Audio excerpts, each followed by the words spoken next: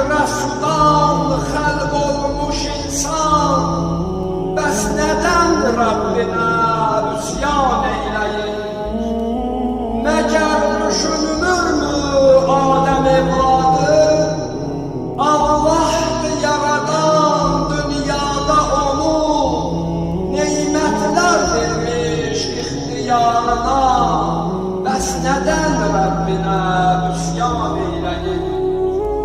Buyurdu şeytana o zaman Rabbi, buyurdu şeytana o zaman Rabbi, təzim et Adəmə edər səcdəni, Allah'dır yaradan xəlq edən səni, bəs nədən Rəbbinə üsyan eyləyir? Bəs nədən Rəbbinə